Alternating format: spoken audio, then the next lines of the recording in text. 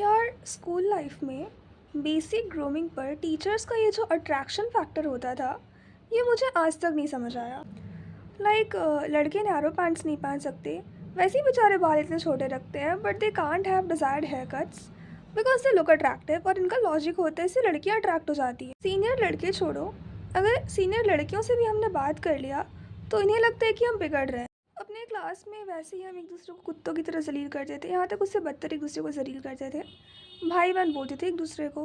But उसमें भी we can't sit together कि अगर हम अपने मर्जी से किसी के साथ बैठ जाए तो मैडम ऐसे बड़ी बड़ी आंखें करके देखती थी। She used to think attraction हो रहा है दोनों के बीच। विंटर्स में लिप्स ख़राब हो जाती हैं और वैसलिन की क्वालिटी हमें पसंद नहीं आती, बट टीचर ने बेबी लिप्स स्कूल में लाना मना कर रखा था कि we can't wear baby lips, इससे लड़के अट्रैक्ट हो जाते हैं।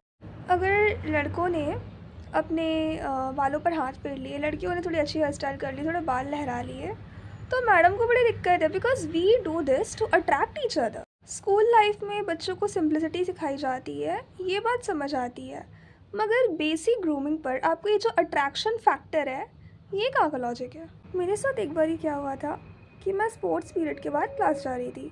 क्लास का रास्ता फीमेल स्टाफ रूम से होकर जाता था।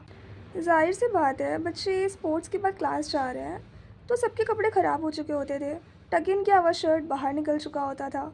अब मैम स्टाफ रूम से बाहर निकलती हैं और लाइन से सबको डांटना मारना चालू करती हैं। मैं अपने टीनेज लाइफ में स्लाइटली फिटिंग शर्ट्स पहनती थी। मैम मेरे पास आती है और कहती है इतनी छोटी शर्ट।